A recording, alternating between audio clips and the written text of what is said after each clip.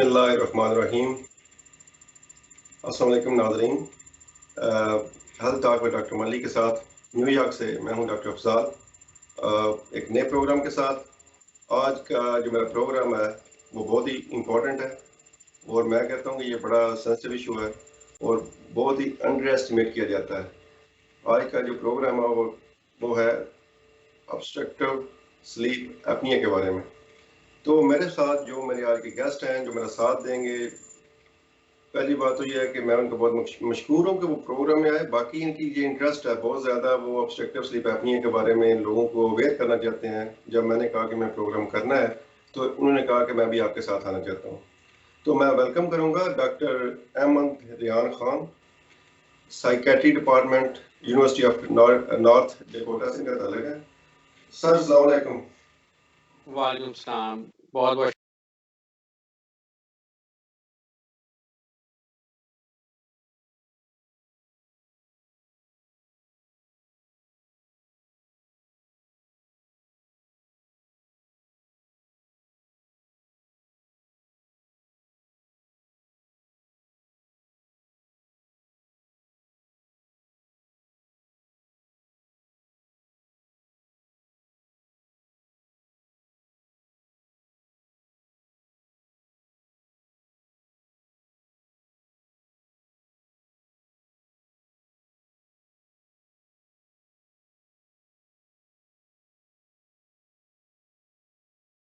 को ठीक करते हैं, ये नहीं समझते कि उसके साथ रिलेटेड कोई और चीज़ हो सकती है। तो आज हम स्लीप एपनिया के ऊपर डिस्कस करेंगे। सबसे पहले मैं थोड़ी सी डेफिनेशन बता दूं कि ऑब्स्ट्रक्टिव स्लीप एपनिया है क्या। मेनली इसको स्लीप डिसऑर्डर ब्रीदिंग कहते हैं। जब इसका नाम लीजिए तो उसमें बहुत ज़्यादा चीज़ें आ जाती हैं। उसमें सेंट्रल स्लीप एपनिया है, इसके अलावा रेस्टलेस लेग सिंड्रोम है, और चीज़ें आ जाएंगी। लेकिन मैंने फोकस किया है सिर्फ और सिर्फ ऑब्स्ट्रक्टिव स्लीप एपनिया के ऊपर। जैसा कि नाम इसका जाहिर कर रहा है, obstructive sleep apnoea, problem with the breathing in sleep, यानी सोते हुए सांस का मसला। इसके साथ सिर्फ ये नहीं होता कि सांस का मसला होता है, इसके साथ साथ जब ये रुकावट आती है, पार्शियल हो या कंप्लीट हो, इसके साथ एक तो ऑक्सीजन लेवल कम होता है और दूसरा उसके साथ कई रिपीटेड अवेकनिंग होती है कि बंदा जाग जाता है और उससे नींद ठीक नहीं आती।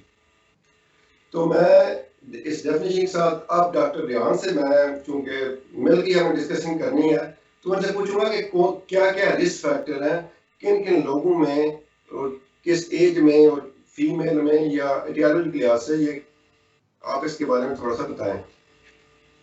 जी, बहुत शुक्रिया डॉक्टर मली। मैं एक बार दोबारा अस्सलाम वालेकुम टू ऑल द व्यूअर्स। इस वक्त मैं अमेरिका में स्टेट ऑफ नॉर्थ डकोटा से लाइव डॉक्टर मली के साथ हूँ। जैसे डॉक्टर मली ने कहा, मैं एक बात ज़रूर मेंशन करना चाहूँगा। जिस तरह 24-25 मिलियन लोग इन्होंने कहा, उसमें एक और जो रिसर्च ज़ाहिर करती है कि जिन लोगों को हकीकतन ऑब्स्ट्रक्टिव स्लीप एपनिया है, उसमें एक मुहतात अंदाजे के मुताबिक 80 से 90% लोग अनडायग्नोज चले जाते हैं। ये एक मतलब बहुत खतरनाक हद तक ज़्यादा परसेंटेज है। तो जिस तरह हम सिम्पटम्स की बात करेंगे, तो इसमें 2 किस्म के हैं। एक जो रात को होंगे और एक जो आपको उसके बाकियात दिन में न होंगे। जो रात में होंगे उसमें सबसे ज़्यादा तो सबसे जो अहम है, जो अक्सर मरीज़ हमें बताते भी हैं, कि जो आपकी नींद है ना, वो एक जिसे कहते हैं ना बेसुकूनी की नींद रहेगी, बेचैनी की नींद रहेगी। क्योंकि जब आपकी जो साँस की नाली है वो ब्लॉक हो जाएगी, आपकी ज़ुबान पीछे आ जाएगी, तो आपके जो साँस है वो रुक जाएगा। आपका जो दिमाग है ना, उसमें वो साँस की सप्लाई रुक जाएगी, जिसकी वज़ह से आप खर्राटे लेंगे। खर्राटे लेना इसका सबसे कॉमन जो है ना वो सिम्पटम है, और इसको बहुत ज़्यादा मैंने देखा मीडिया में भी इसको बड़ा इसका मज़ाक भी उड़ाया जाता है कि भई वो बंदा खर्राटे ले रहा है। तो ये बेसिकली मैं ये नहीं कह रहा कि हर खर्राटे लेने वाले बंदे को ऑब्स्ट्रक्टिव स्लीप एपनिया है, लेकिन जो खर्राटे ले रहा है ना, वो खर्राटे इसी वज़ह से ले रहा है कि उसको जो साँस है ना वो लेने में दिक्कत हो रही है ऑब्स्ट्रक्टिव स्लीप एपनिया की वज़ह से। उसके बाद उसकी जो नेक्स्ट स्टेज है वो ये है कि उसको आहिस्ता-आहिस्ता उसका साँस या तो 80% या 80% से ज़्यादा रुकना शुरू हो जाता है। और फिर उसकी आखिरी 70%। स्टेज 70, और उसकी आखिरी स्टेज जो जिसको हम एपनिक एपिसोड कहते हैं, उसकी बिल्कुल दिमाग की वक़्ती तौर पे वो सप्लाई रुकती है, जिसकी वज़ह से वो हड़बड़ा के उठता है कि तेज तेज सांस हाँफता हुआ उठ जाता है। फिर इसके अलावा उसमें ये है कि रात में अब उसको बार बार उठ के बाथरूम की भी ज़रूरत पड़ जाती है, उसको पेशाब ज़्यादा आता है। उसके अलावा उसमें ये है कि उसकी इसके साथ रिलेटेड होता है कि नींद में बाज़ औक़ात उसकी टाँगें भी चलना शुरू हो जाती हैं। इसकी जिसको रेस्टलेस लेग सिंड्रोम के साथ भी इसको कोऑर्डिनेट किया जाता है बाज़ औक़ात। उसके अलावा फिर उसमें हम आ जाते हैं आपके जो दिन के सिम्पटम हैं कि आप उठते हैं तो आपको शदीद सर में दर्द होता है, इसकी वजह से। फिर आप जब उठते हैं तो आपको ऐसा लगता है कि नींद आपकी पूरी नहीं हुई, चाहे आप 12 घंटे भी सो गए लेकिन एक बेज़ारी और आवाज़ारी वाली नींद रहती है। फिर उसकी वजह से ये है कि आप दिन में चाहे कॉफ़ी पी लें, चाहे एनर्जी ड्रिंक्स पी लें, वो आपकी दूर नहीं होती। आप सारा दिन मतलब आपका टेम्परामेंट भी शॉर्ट रहता है, आप गुस्से में जल्दी-जल्दी आते हैं। फिर आपको शदीद नींद के स्पेल्स आते हैं और ये इसमें मलीक साहब भी आगे बताएँगे, ये बड़ी बात अहम है। आपको इवन इस तरह भी हो सकता है कि गाड़ी चलाते हुए आप सो जाएँ। और एक रिसर्च ज़ाहिर करती है कि बहुत से एक्सीडेंट्स अमेरिका में और दूसरे ममालिक में इसकी वजह से होते हैं। क्योंकि वो अनकंट्रोलेबल नींद होती है। अक्सर लोग आपने सुना होगा, मीडिया में भी देखा होगा, वो लोग मज़ाक उड़ाते हैं, यार ए बंदा ते खाना खांदे भी सो जांदा है।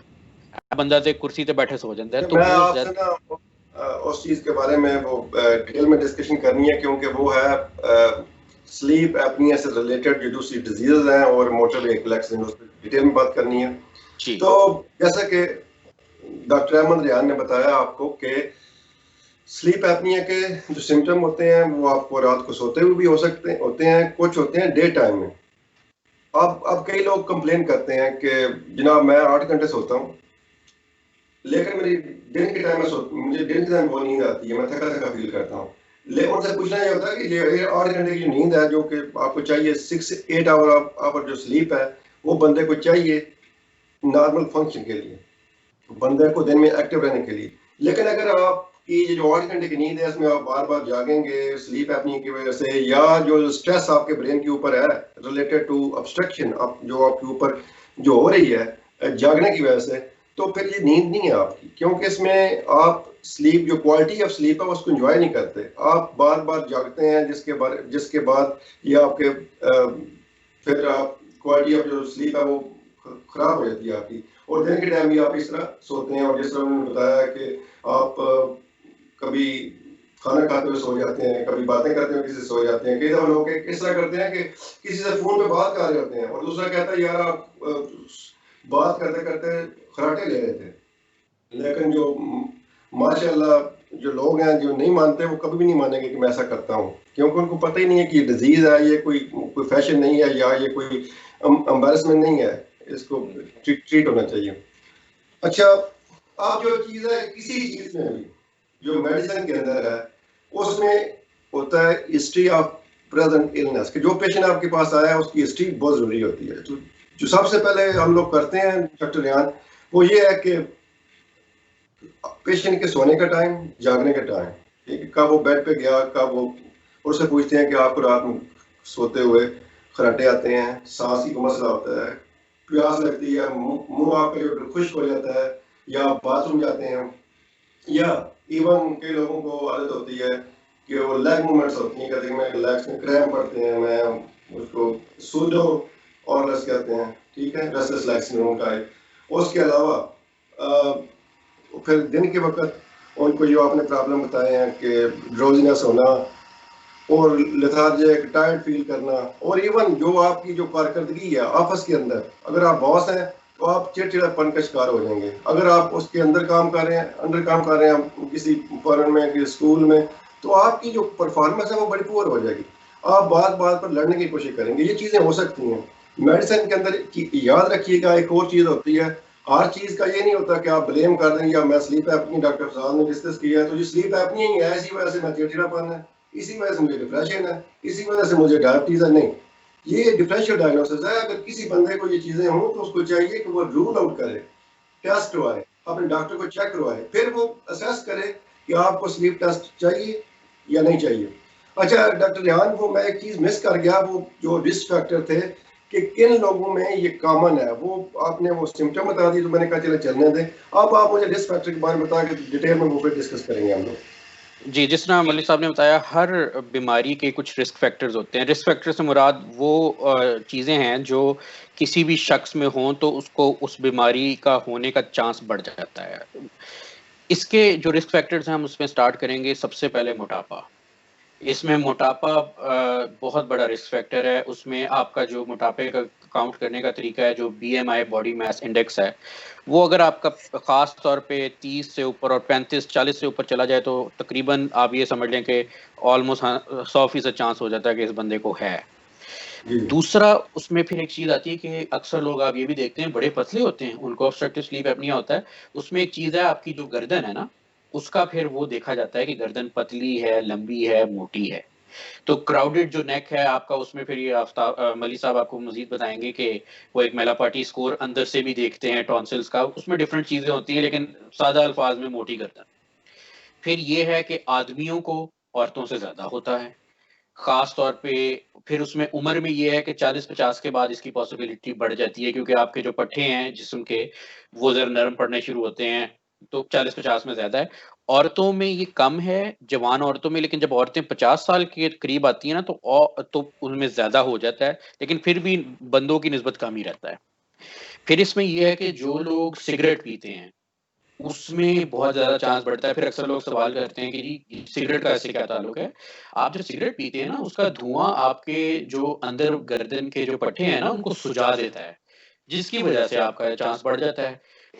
फिर इसी तरह शराब है और ऐसी ड्रग्स हैं जो आपको बेहोशी की तरफ लेके जाती हैं। दवाइयाँ, प्रिस्क्रिप्शन, नॉन प्रिस्क्रिप्शन भी, अ, चरस हो सकती है, हेरोइन हो सकती है, ये सारे भी इसमें आपका रिस्क फैक्टर बढ़ा देते हैं।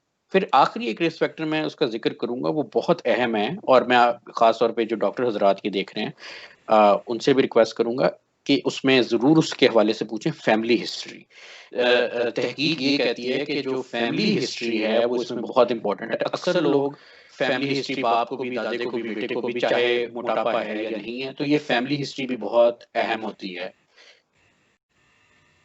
ठीक, okay, thank you very much. अच्छा, ये फैमिली हिस्ट्री में दो चीज़ें हैं। एक तो फैमिली हिस्ट्री होगी कि फैमिली में मोटापा आ रहा है, लाइक सारे कुछ लोग जो वजन ज़्यादा है, तो डेफिनेटली उनमें वजन एज रिस्क फैक्टर, तो उसमें स्लीप एपनिया ज़्यादा होगा, जिसको ऑब्स्ट्रक्टिव स्लीप एपनिया कहते हैं। लेकिन एक और चीज़ होती है जो फैमिली में, अगर आपकी कई लोगों की चेन जो है ये पीछे चली जाती है, थोड़ी सी पीछे होती है, जिसकी वजह से ये आपका जो एयर वे है वो अंदर से कम हो जाता है। तो ये भी एक तरीका कार है। अभी हम जो अगला जो डिस्कस करने लगे हैं उसमें डिजीजेस का ताल्लुक जो है कि ये स्लीप एपनिया जो है इसका लिंक किस किस के साथ है। तो सबसे पहले तो मैं आपको ये बता दूं कि ऑब्स्ट्रक्टिव स्लीप एपनिया, चूंकि इसका ताल्लुक ऑक्सीजन के साथ है, सोते हुए आपकी ऑक्सीजन कम होती है, सोते हुए आप बार बार जागते हैं, तो इसकी वजह से आपके जो स्ट्रेस हार्मोन है, जिसके कैटेकोलामीन जो मेडिकल में कहते हैं, एपिनेफ्रिन, नॉरएपिनेफ्रिन, ग्रोथ हार्मोन है, कार्टिसोल लेवल, ये जो हार्मोन लेवल होते हैं, हार्मोन लेवल काफी हाई हो जाते हैं, और इसकी वजह से आपको डायबिटीज, हाइपरटेंशन और इसकी दूसरी जो डिजीज है अभी हम डिस्कस करेंगे डिटेल में। सबसे पहले मैं डायबिटीज के ऊपर डिस्कस करूंगा, और उसके बाद अगले हम जब डिप्रेशन के बारे में बताएंगे, इस लिंक के बारे में। पहले मुझसे आप ये सुने कि डायबिटीज का कितना लिंक है स्लीप अनट्रीटेड स्लीप एपनिया के साथ। तो टाइप 2 डायबिटीज, अब अगर देखें तो टाइप 2 डायबिटीज के रिस्क फैक्टर सेम है जो कि अभी डॉक्टर रेहान ने बताया, जो स्लीप एपनिया के रिस्क फैक्टर है। मसलन एज के साथ, ओबेसिटी के साथ, और इनएक्टिविटी के साथ जो जो फैक्टर हैं, और मेल में ज्यादा है। ठीक है, अब ये देखा यह गया, जैसे वो तहकीक बता रहे थे कि तहकीक के मुताबिक देखा यह गया कि वो लोग जिनके अनट्रीटेड स्लीप एपनिया, उनमें डायबिटीज होने के 70% चांस है, 770, और जिनके अंदर ये रिस्क फैक्टर नहीं है उनके अंदर 7% है। तो अनट्रीटेड स्लीप एपनिया जो है उन लोगों में बहुत ज्यादा वो इस तरफ ले जाता है। अब जो चीजें हैं कि अब एक और देखा यह गया कि जो लोग जिनके अंदर ये मसला है, उनके एक शुगर लेवल चेक किया गया है, फास्टिंग शुगर लेवल और पोस्ट प्राइमरी खाना खाने के बाद, तो उन लोगों में ये नंबर हाई था। और जब जब ट्रीटमेंट की गई स्लीप एपनिया की इन पेशेंट में अलॉन्ग विद अदर थिंग्स, तो देखा ये गया कि जिन लोगों को स्लीप एपनिया ट्रीट किया गया था उनके अंदर ये मिक्स डाटा है, बहुत मोस्ट ऑफ द स्टडीज जो है वो इसको सपोर्ट करती हैं और कुछ स्टडीज के अंदर ये सपोर्ट इतनी ज़्यादा सपोर्ट नहीं है, लेकिन ये है कि वो सपोर्ट करती हैं कि स्लीप एपनिया को ट्रीट करने से शुगर भी कंट्रोल हो सकती है। अब जनाब डॉक्टर रिहान साहब, आप मुझे डिप्रेशन के और एंजाइटी के और दूसरे साइक जो डिसऑर्डर्स हैं उनका कितना ताल्लुक है स्लीप एपनिया की ट्रीटमेंट के साथ और स्लीप एपनिया के साथ? जी, बिल्कुल। इसमें ये चीज़ बड़ी अहम है कि आप इसमें एक कॉमन सेंस की बात देखेंगे, अगर किसी को भी कोई ज़हनी मसाइल हैं या किसी को ज़हनी मसाइल नहीं भी हैं, जिस बंदे की नींद पूरी नहीं हो रही, वो सारा दिन बेचैनी में रहेगा।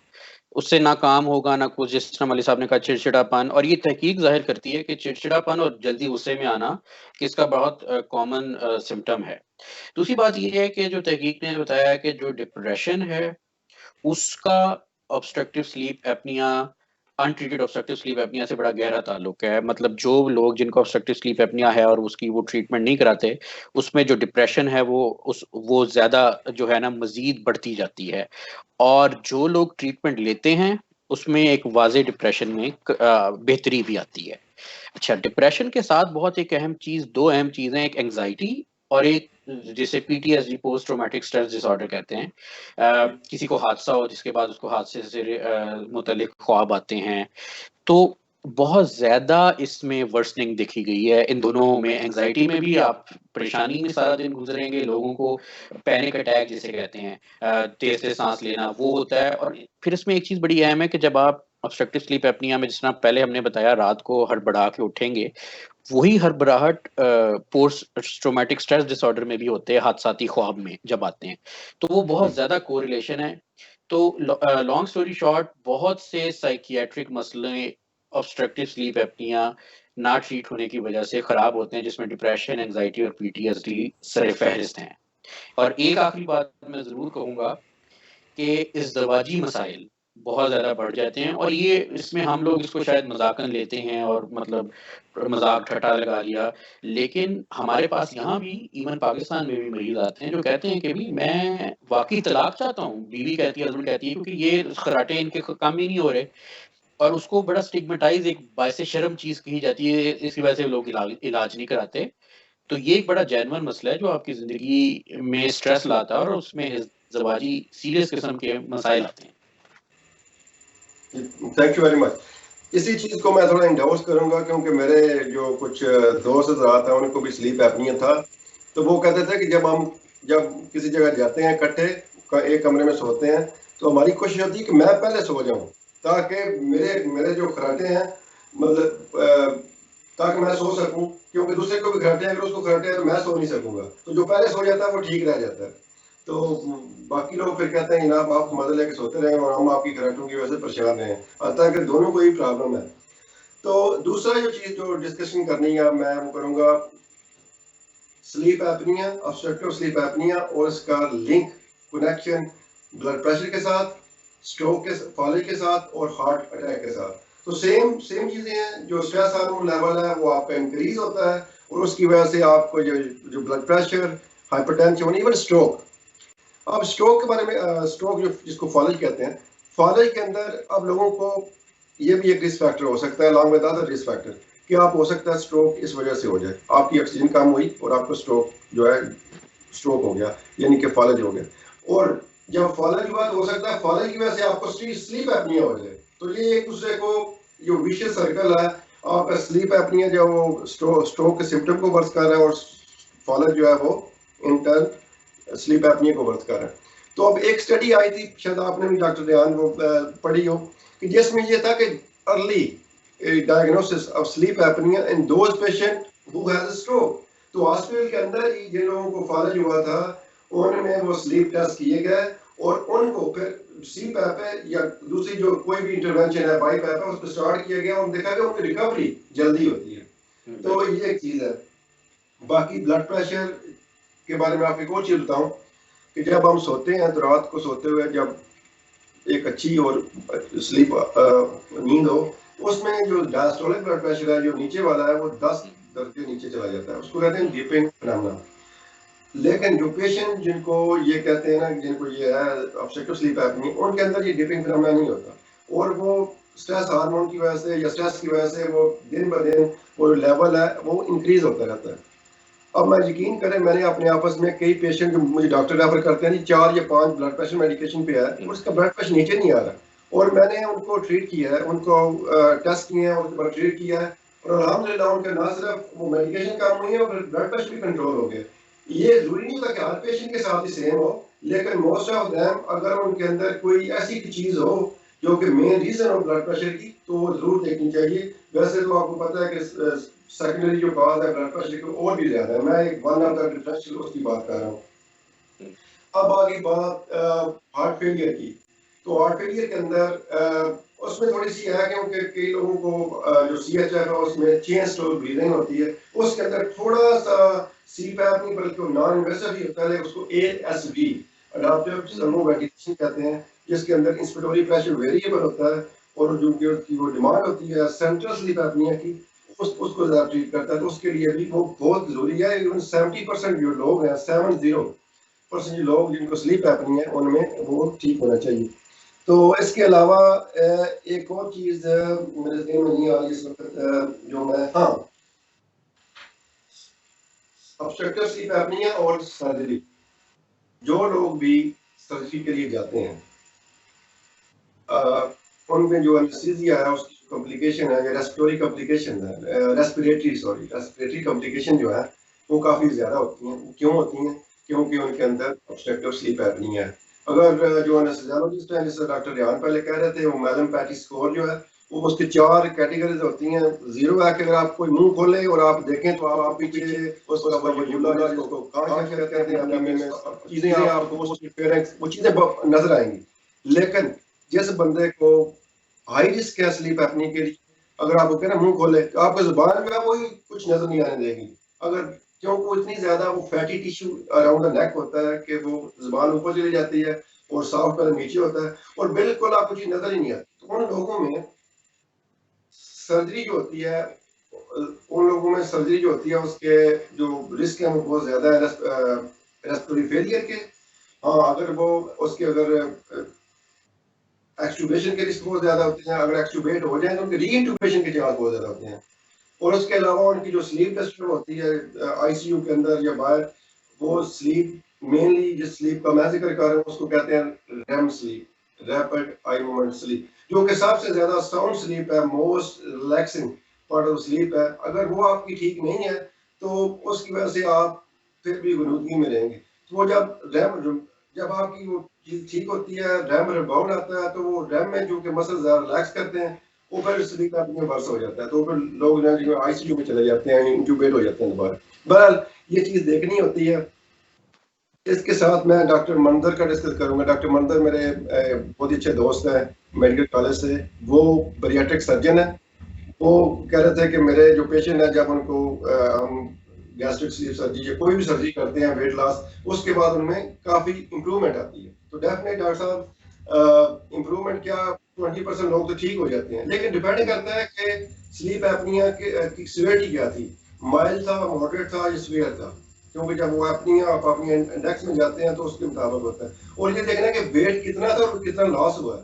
अगर एक 300 है और वो 150 पे आया, BMI is still more than 30, तो उसको तो स्लीप एपनिया फिर भी होगा। लेकिन ये है कि स्लीप एपनिया की सीवियरिटी तो कम हो रही ना, तो डेफिनेटली हमें ये देखना चाहिए कि स्लीप एपनिया और ओबेसिटी का स्ट्रॉन्ग लिंक है, वेट लॉस से काफ़ी चीज़ें इंप्रूव होती हैं। एक और चीज़, वेट स्लीप एपनिया और प्रेगनेंसी, जैसे कि आप जानते हैं स्लीप एपनिया के अंदर जो है वो वेट गेन होता है, उसके अलावा हार्मोन की वजह से नेजल कंजेशन, एयरवे एडिमा, और जो फीमेल होती हैं उनको ये स्लीप एपनिया उनका वर्स हो सकता है, या स्लीप एपनिया सिर्फ और सिर्फ रिलेटेड टू प्रेगनेंसी, और उसमें स्लीप एपनिया यूज से काफ़ी चीज़ें ठीक हो सकती हैं और डे टाइम जो उनकी परफॉर्मेंस है वो बेहतर हो सकती है, क्योंकि sleepiness is a main thing. अब डॉक्टर यार, आपने कोई जो मेडिकल प्रॉब्लम डिस्कस कर रहे हैं स्लीप एपनिया से रिलेटेड, जिसमें मैंने diabetes, stroke, heart attack, blood pressure, और कुछ चीज़ है जो आपके ज़हन में आ रही है?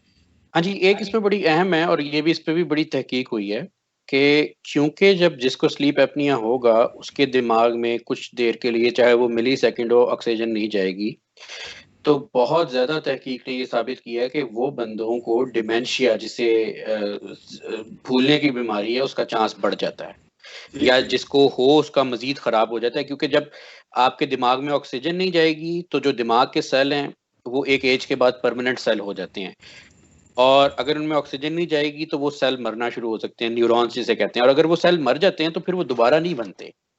तो जिसकी वजह से बहुत अहम ये चीज़ है कि आपको जिसे कहते हैं डिमेंशिया या भूलने की बीमारी, वो बहुत उसमें कॉमन है।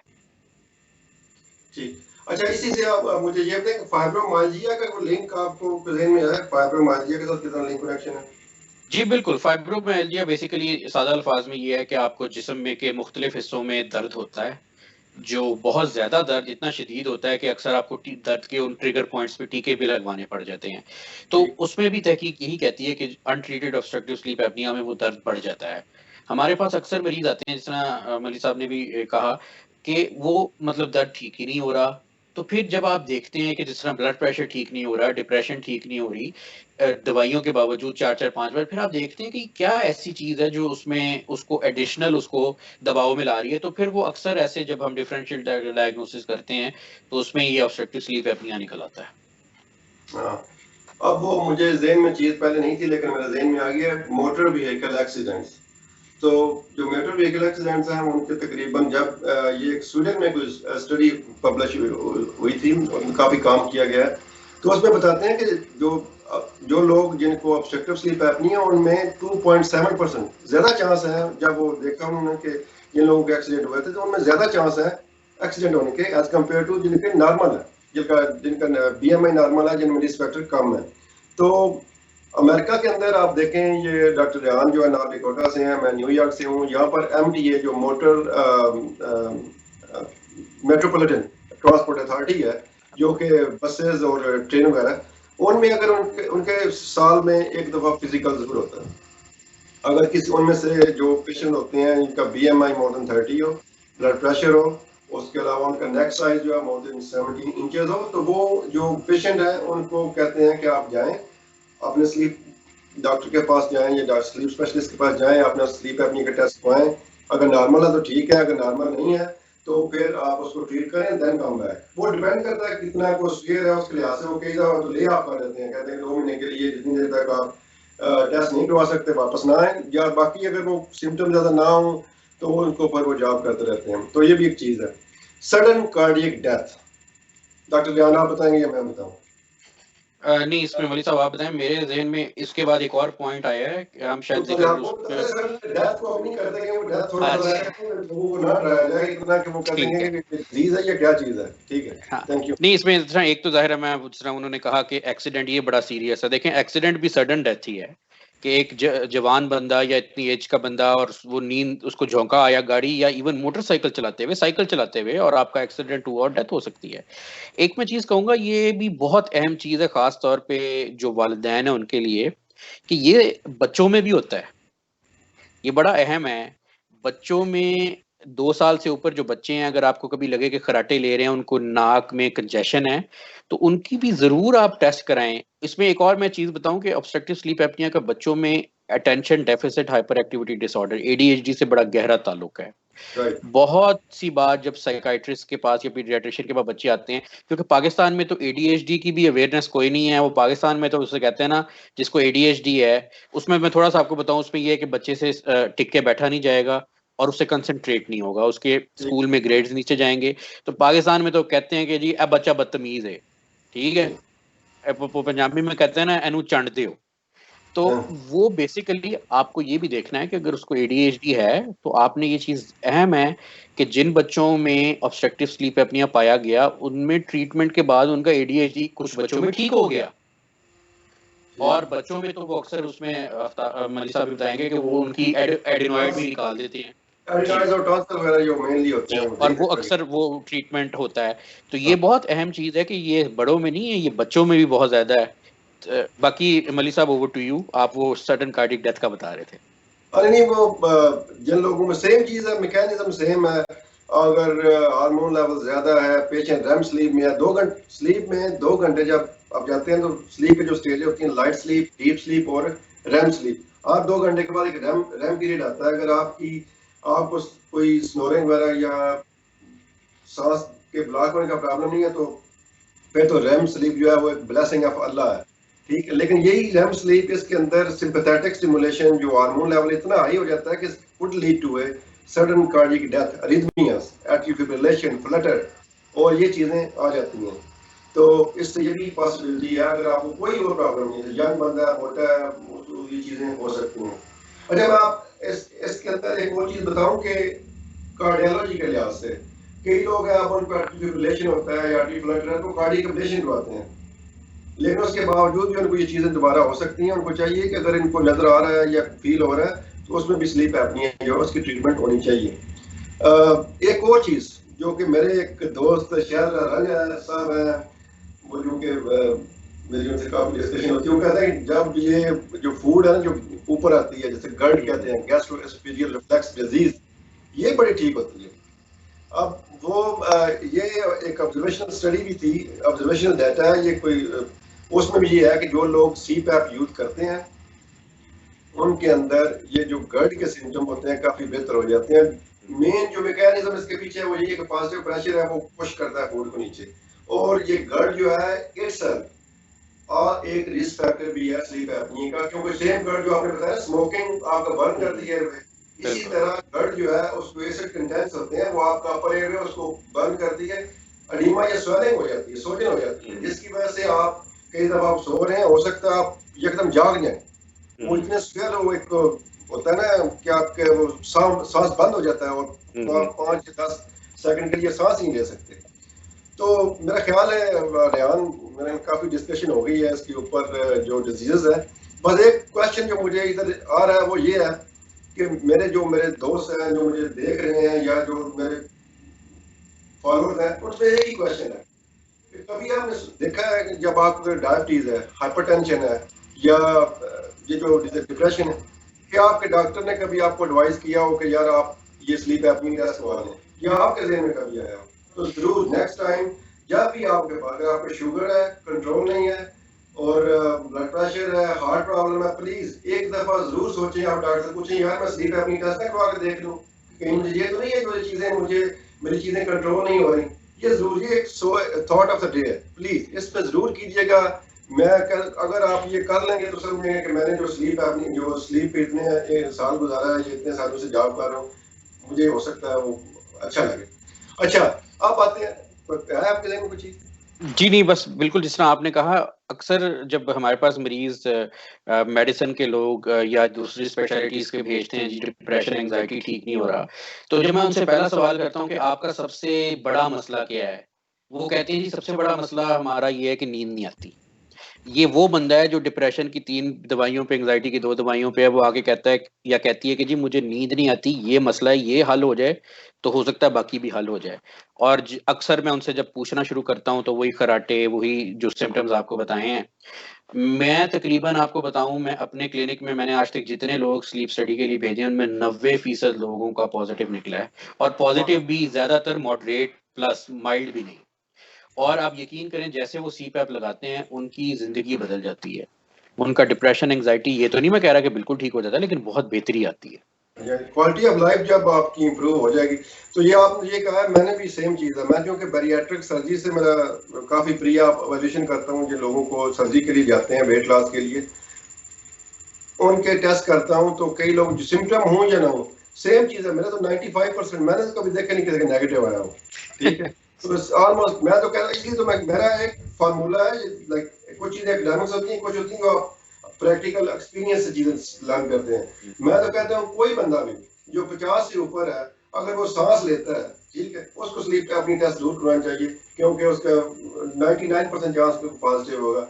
अब वो जो आप बता रहे थे ना कि जब स्लीप, अब वो हम डिस्कस करेंगे कि स्लीप एपनिया की सिवियरिटी जो है वो हम आगे जा करेंगे। अब थोड़ा सा बता दूं कि फिजिकल एग्जाम ज्यादा इंपॉर्टेंट इसमें है, इंपॉर्टेंट लेकिन इतना ज्यादा नहीं होता।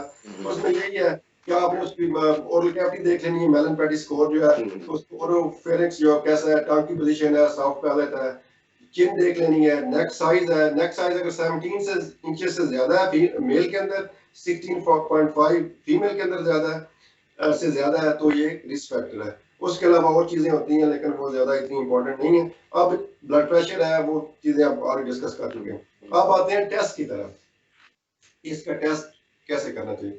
तो क्लिनिकली ऑलवेज मेडिसिन में एक चीज होती है जिसको कहते हैं क्लिनिकल कोरिलेशन इज नीडेड। तो अगर आपको लग रहा है कि साइन सिम्टम हिस्ट्री के मुताबिक इसका स्लीप टेस्ट होना चाहिए तो डेफिनेटली पेशेंट को रेफर करना चाहिए। अब उसके साथ साथ कई एसोसिएटेड फीचर्स होते हैं, मतलब सीओपीडी है या उसको कोई सीएचएफ है, तो उसमें थोड़ा सा चीजें डिफरेंट होती हैं। तो रियान मुझे बताएं कि कौन कौन से स्लीप टेस्ट हैं आजकल मार्केट में अवेलेबल है।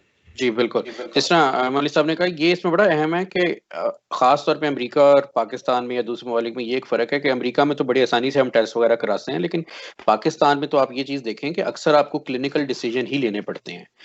तो क्लिनिकली अगर आपने सिम्टम देखे तो आप एक उसमें स्क्रीनिंग स्केल है, ESS जैसे एफर्ट स्लीपीनेस स्केल कहते हैं, वो बहुत अहम है। उसमें अगर स्कोर आपका 8 से नीचे है तो बहुत कम चांस हो जाएगा, अगर 8 से ऊपर हो जाता है तो फिर वो उसमें चांस बढ़ता जाता है। फिर उसमें ये है कि आप वो इंटरनेट पे फ्रीली अवेलेबल है, आप उसको यूज करें। इंटरप्ट कर रहा हूं, अगर आपके पास वो नंबर 8 नंबर है तो वो प्लीज वो बता दीजिए वो नंबर कौन कौन से हैं, वो आपके पास है इस वक्त? जी जी बिल्कुल बिल्कुल। आपको क्या मैं उसके कंपोनेंट के नंबर आप कह रहे बता दूं? नहीं, वो बता देना कि 8 जो क्वेश्चन है ESS के कि वो कौन कौन से क्वेश्चन, ताकि लोगों को पता हो कि वो बेसिकली स्लीपीनेस के ही हैं कि नींद दिन में कितनी आती है, वो बोल दे। जी जी जी बिल्कुल बिल्कुल जी, वो बेसिकली स्केल है और वो बड़ा सिंपल है। उसमें उसमें वो सिंपल ये पूछते हैं आपसे कि आपको, फॉर एग्जांपल उसमें से एक क्वेश्चन है कि क्या आपको गाड़ी चलाते हुए नींद आती है अगर आपका ट्रैफिक में इशारे पे बंद है? क्या आपको मूवी देखते हुए नींद आती है? क्या आपको किसी से बात करते हुए नींद आती है? तो ये सारे उसके क्वेश्चन हैं जिसपे वो आगे स्केल आपका पूरा जाता है। और उसमें से मैं आपको एग्जैक्टली, क्योंकि वही बात है, हम ऐसी बात नहीं करना चाहते हैं जो कि गलत इन्फॉर्मेशन हम दें, तो उसमें से एग्जैक्ट उसके क्वेश्चन मैं आपको बताता हूँ कि क्या आपको कभी आप सोए हैं सिट बैठे हुए या किताब पढ़ते हुए, टीवी देखते हुए, पब्लिक प्लेस में बैठे हुए बर्गर खा रहे हैं एकदम सो गए, कार में जब आप पैसेंजर सीट पे हैं, चलाते हुए नहीं पैसेंजर सीट पे, फिर आप दोपहर को घर आए हैं काम से, आपने ऐसे ही जरा सोफे पे अपनी कमर पीछे की और ना सोने का इरादा नहीं है लेकिन सो गए। अच्छा, फिर ये है कि कुछ लोग किसी से बात करते हुए सो गए। फिर ये है कि खामोशी से आप कुछ सोचने बैठे हैं कि यार आज मैंने ये चीज करनी है उसमें। और फिर उसमें ये है कि जब ट्रैफिक सिग्नल पे आप कार चला रहे हैं और उसमें आपकी नींद आ गई। तो ये उसमें स्केल है और उसमें 0 से 3 होता है कि वुड नेवर डोज या slide chances of dosing, moderate chances और या हाई चांसेस। तो ये उसमें बेसिकली एफर्ट स्लीपीनेस स्केल है जो कि सबसे ज्यादा कॉमनली यूज हम स्क्रीनिंग टूल है। आप वो स्क्रीनिंग टूल कर लें, उसके बाद इसमें जो स्कोर आपका पॉजिटिव आ जाए तो फिर उसमें 2 होते हैं जो सबसे कॉमन तरीके हैं। एक जी होम स्लीप, उसको HSAT कहते हैं, होम स्लीप एपनिया टेस्टिंग। उसमें आपको वो मशीन दे देते हैं, आप घर जाके उसका बड़ा आसान तरीका लगाते हैं। उसमें मिनिमम आपको 5 घंटे की रात को नींद चाहिए और वो आप उनके पास रिकॉर्ड चला जाता है। दूसरी फिर ये है कि जो एक्सटेंसिव टेस्टिंग है, जो मेरे अब आई ऑनेस्टली मली साहब को शायद अंदाजा हो, मुझे नहीं पता कि पाकिस्तान में वो होती है, उसको इन लैब स्टडी कहते हैं या पोलिसोमनोग्राफी। उसमें फिर आपकी माथे पे और जिस्म पे लीड्स लगती हैं जिसकी वजह से वो पूरी एक एक चीज आपकी नोट करते हैं, जिसमें इवन आपको ऑब्स्ट्रक्टिव स्लीप एपनिया के अलावा ये भी बताते हैं किसी को रेस्टलेस लेग है क्या है। तो वो फिर ट्रीटमेंट, वो टेस्टिंग ऑफ चॉइस है। यानी वो तो जो इन लैब स्टडी है वो तो पूरा एक एस्ट्रोनॉट है, जैसा बंदा जो है वो शायद खला में जा रहा है, स्पेस में जा रहा है। तो उसमें जो चीजें जो है वो उसमें EEG है जो आपकी जो मेनली हेड के ऊपर लीड्स लगती हैं, वो आपकी स्लीप नोट करती हैं मुख्तलिफ जगहों पे। उसके अलावा आपकी आई मूवमेंट्स होती हैं, आपकी जो चिन मूवमेंट्स होती है मसल की, इवन आपके वो कई दफा जो कई लोगों में पता है वो आप सोते हुए वो टंग बाइट करते हैं या कोई चीज होती है, मुझे नाम नहीं सही आ रहा। तो उसके अलावा चेस्ट की बेल्ट होता है, चेस्ट का जो वो करता है बेली बेल्ट होता है जो कि आपकी वो ब्रीदिंग देखते हैं। उसके अलावा नाक के अंदर प्रेशर इंड्यूसर होता है और थर्मल सेंसर होता है जो कि आपकी एपनिया और अपनिया नोट करते हैं। इसके अलावा लेग के ऊपर होता है जिसको रेस्टलेस लेग सिंड्रोम के लिए देखते हैं। इसके अलावा चूंकि वीडियो रिकॉर्ड करते हैं उसको देखते हैं कि पेशेंट सोते हुए बातें नहीं करता, स्लीप वॉक है और स्लीप टॉक सॉरी, फिर स्लीप वॉक है, फिर उसके अलावा इस तरह की और चीजें होती है जैसे रैम बिहेवियर डिसऑर्डर एक चीज है, वो भी हम डिस्कस करेंगे लेकिन वो बहुत लंबा एक टॉपिक है, जिसमें कई लोग रात को सोते हुए स्लीप एनेक्टिंग बिहेवियर करते हैं, जिस तरह सोते हुए किसी को थप्पड़ लगा दिया या सोते हुए सांस वाले को किक कर दिया, तो वो लोग कहते हैं यार तुम मुझे मार रहे थे, कहते नहीं मैं मार नहीं रहा था, मैं तो सो रहा था, मैं समझ रहा था शायद मैं बॉक्सिंग कर रहा हूँ और मेरे साथ, मैं तुम बताऊं कि एक पेशेंट था हमारा, उसके अंदर ये हुआ कि वो रात को सोते हुए अपनी बीवी के कान में रोता था, ठीक है, तो वो उससे पूछा कि ये क्या चीज है, उसने कहा मुझे लगता है कि सोते हुए मैं घड़ी को चाबी दे रहा हूँ,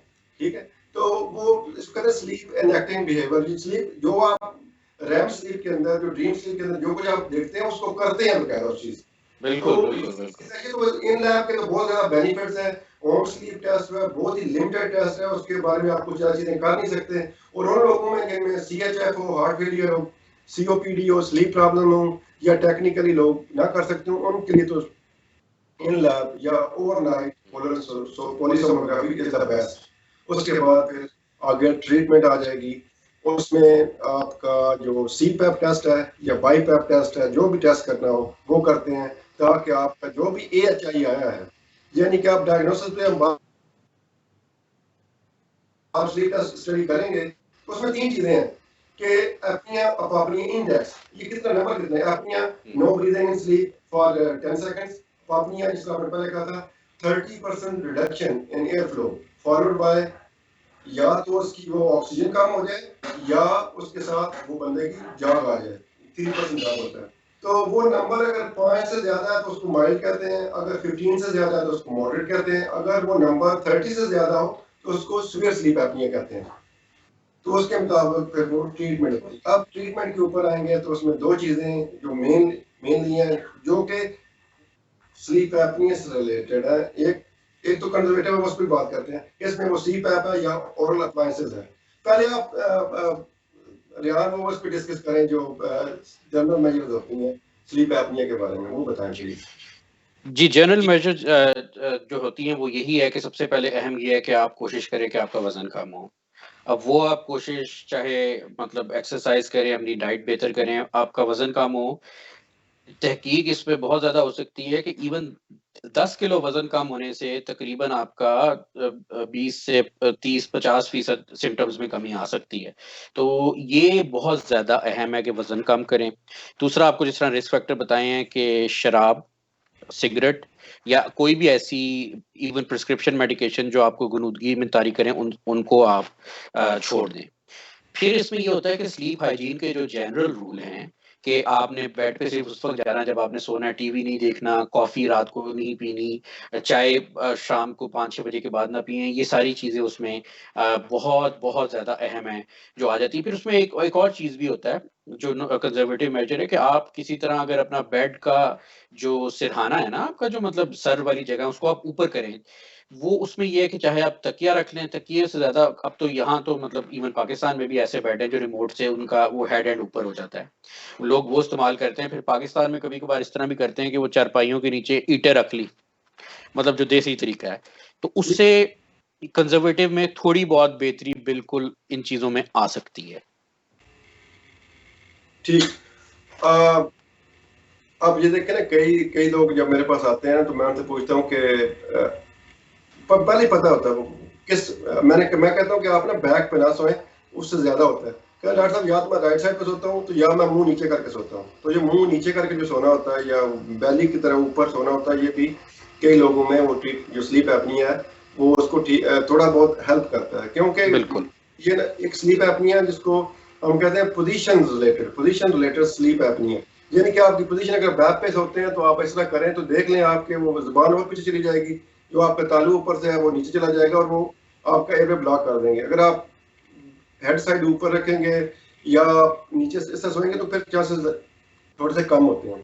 उसके अलावा जो आपने एक और बात की, मैं जिस तरह कहा कि ट्रैफिक एक्सीडेंट होते हैं काफी ज्यादा, स्लीपीनेस की वजह है, तो एक और कोशिश की जा सकती है कि जिन लोगों में ये हो डे टाइम स्लीपनेस बहुत ज्यादा हो बस तो कई चीजें और भी नार्कोलेप्सी अब रूल करनी होती है, लेकिन अगर सिर्फ sleep apnoea as the sole reason आप ड्राइविंग कर रहे हैं, तो खुदा रहा अगर आप कमर्शियल ड्राइवर हैं या आप किसी घर में मुलाजिम हैं, तो एक आप काम कर सकते हैं कि जब आप लॉन्ग ड्राइव पे जाएं तो हाईवे पे किसी जगह पे भी अगर लॉन्ग ड्राइव पे हैं तो आप थोड़ी देर के लिए 5 या 10 मिनट के लिए आप रोक लें, पुल ओवर करें अपनी कार गाड़ी, और उधर आप 5 या 10 मिनट का एक माइक्रो नैप ले लें, उससे आप फ्रेश हो जाएंगे और उसके लिए आपको मजीद आगे गाड़ी चलाना आसान हो जाएगा।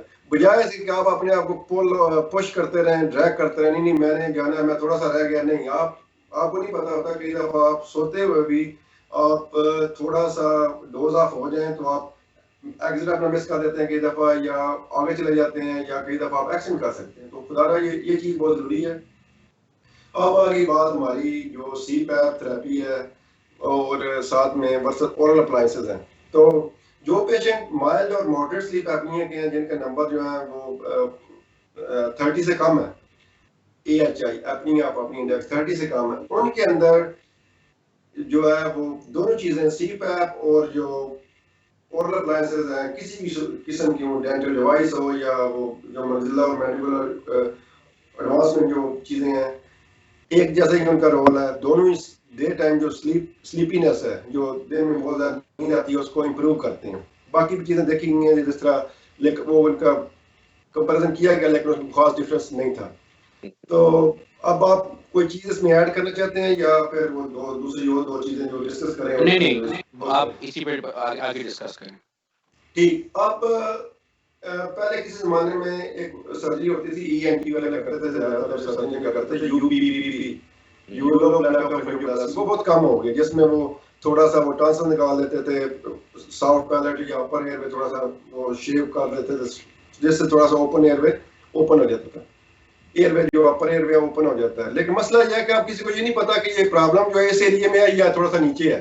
तो मैं तो मेरी अपनी प्रैक्टिस है, मैं तो किसी को रिकमेंड नहीं करता। मुझे मुझसे कोई पूछे तो मैं तो कहता मैं नहीं रिकमेंड करता। आप उससे बेहतर है CPAP यूज करें। अगर CPAP से आपको फायदा नहीं होता तो then you go for oral appliance, weight loss कर लें। उसके अलावा एक और जो नई चीज़ है वो है हाइपोग्लासल नर्व स्टिमुलेटर।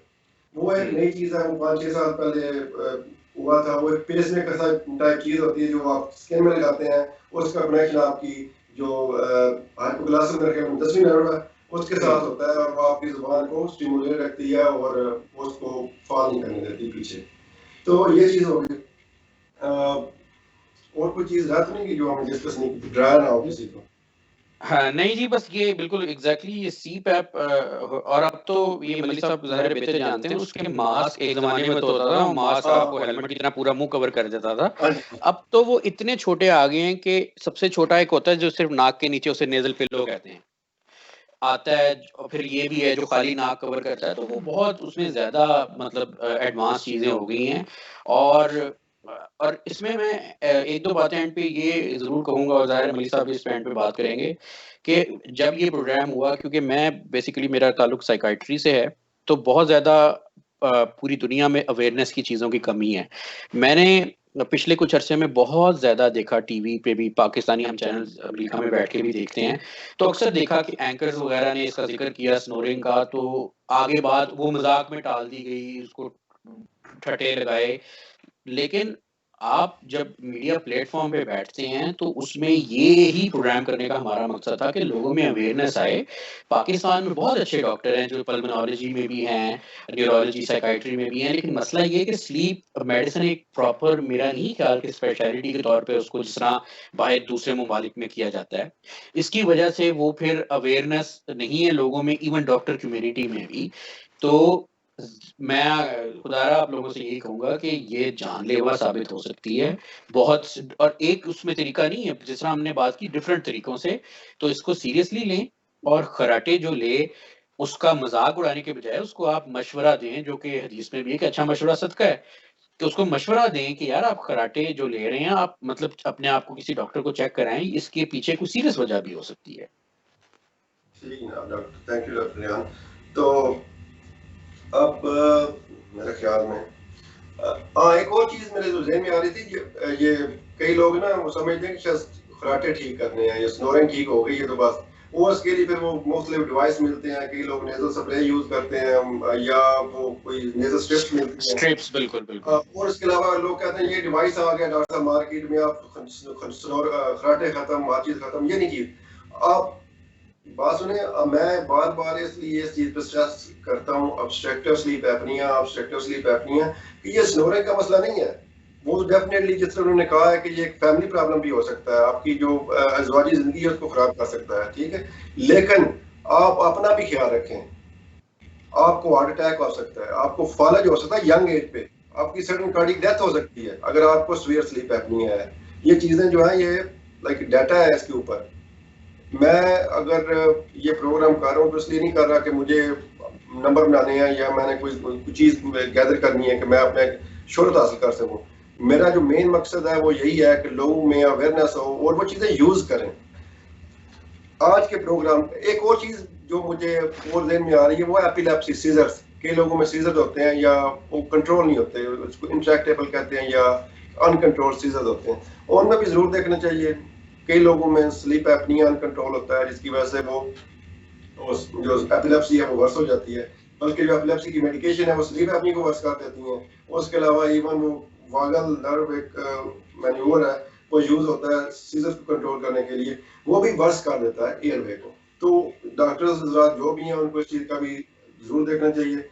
अब जो मेरा फाइनल मैसेज है आवाम के लिए या पब्लिक के लिए जो मैंने आज डिस्कशन की है स्लीप एपनिया के ऊपर, ऑब्स्ट्रक्टिव स्लीप एपनिया के ऊपर, वो ये है कि नेक्स्ट टाइम अगर आप अपने डॉक्टर को विजिट करें, आप डायबिटिक को डॉक्टर को देख रहे हैं जो एंडोक्रिनोलॉजिस्ट है या मेडिकल स्पेशलिस्ट है, उससे जरूर पूछें कि मेरी शुगर जो है उसका कोई ताल्लुक स्लीप एपनिया से तो नहीं है, लाइक कोई ऐसा रिस्क फैक्टर जो मैं फिक्स कर सकूं। मुझे डिप्रेशन है, क्या डिप्रेशन में स्लीप एपनिया का कोई इशू तो नहीं है, ताकि उसको फिक्स किया जाए, फिर मेडिकेशन शायद कम हो जाए। अगर मुझे एजमा है, इवन एजमा है या कोई और चीज़ है, गर्ड है, इस रिफ्लेक्स है, इवन आपके सामने और जो अज़वाजी मिसाइल है वो भी मैं बाद में डिस्कस करेंगे किसी और प्रोग्राम में। तो ये चीज़ें हैं, अपना हार्ट का प्रॉब्लम है तो ये ज़रूर अपने जहन में एक एजुकेशन के तौर पे ये ज़रूर रखें कि आपने चीज़ें आप डॉक्टर से पूछनी है। और मेरी जो जितने मेरे दोस्त हैं, मेरे कोलीग्स हैं, पाकिस्तान में जॉब कर रहे हैं या किसी और जगह पे जॉब कर रहे हैं, प्लीज़ खुदारा लोगों के ऊपर स्ट्रेस दें। अगर आप लोगों को अच्छे तरीके से बताएंगे तो फिर वो बात सुनेंगे। इधर अमेरिका के अंदर भी सेम चीज़ है, मेरे पास पेशेंट आता, मैंने कभी प्रेज नहीं की, मैं तुमको खोल के बताता हूँ कि these are the side effects.